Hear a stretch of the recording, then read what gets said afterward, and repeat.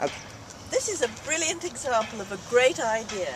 Here we've got the edge of the garden, and this wall is only about this wide, if you can see my hands. So there it is. It's about 18 inches wide, and it's like a great big trough filled with plants. But great plants coming along here. You can see it's a bit shady. We've got a hydrangea to start off with.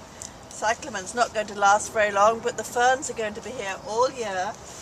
And this lovely candy tuft for right now, but then the nemesia is going to bloom all summer, all amongst the ivy. Whatever that is, I can't remember its name. But it's so pretty, and this is very important.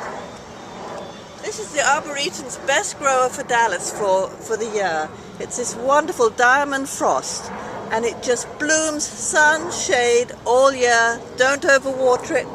And right in front of it, we've got this lovely variegated liriope, all giving colour in a rather shady spot. But this garden is magnificent, and this wall is such a great idea.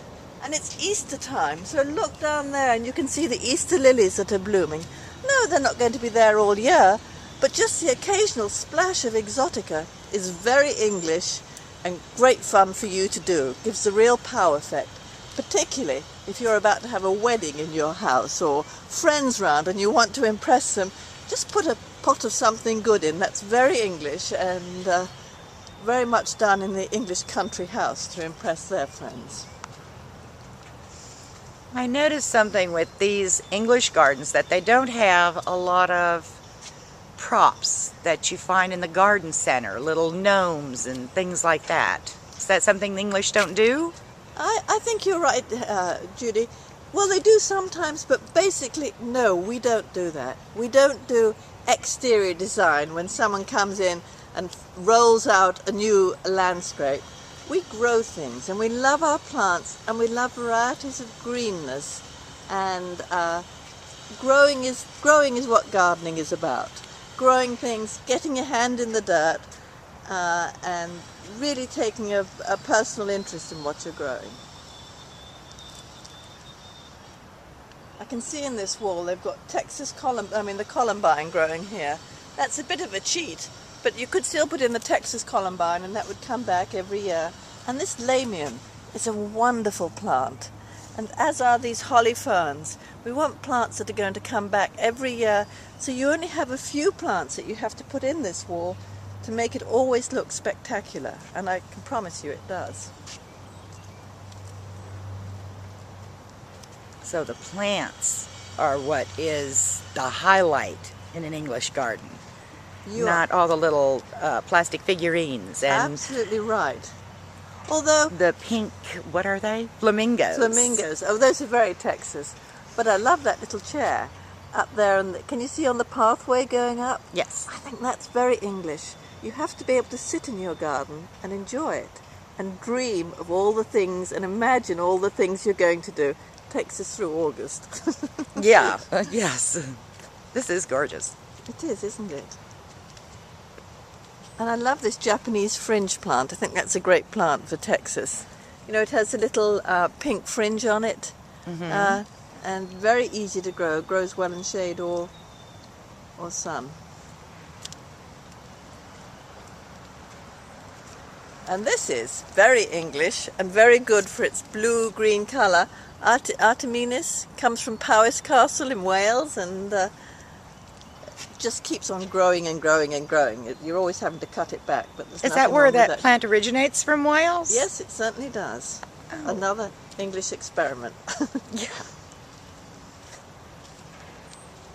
I think this lamium is wonderful. It's just a ground cover, but look what colour the white gives. I mean, it's spectacular.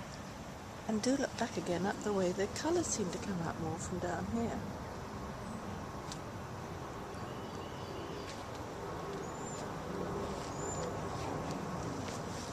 It's a great look though, because you can manage it with just a small garden.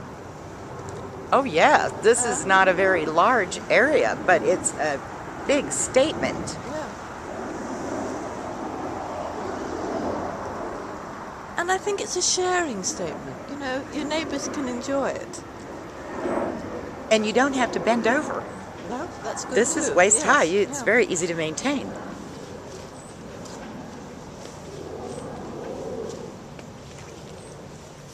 and you don't waste water. You just put your drip system in along the middle of that, and there you go.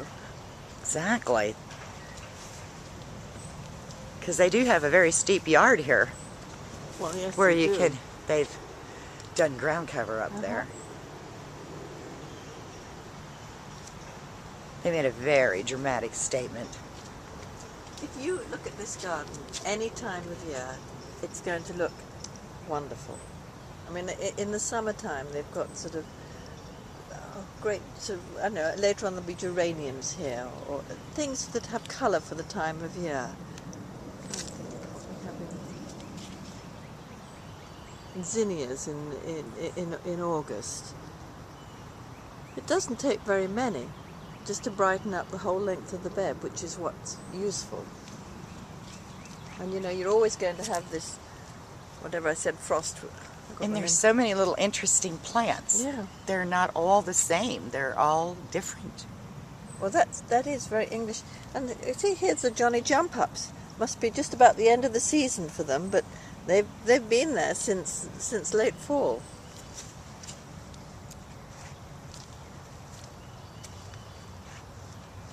Got a delphinium here.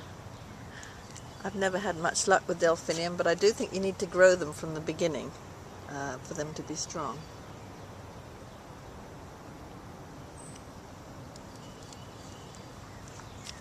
This has been a wonderful spring for gardens in Texas. Very encouraging, long and slow.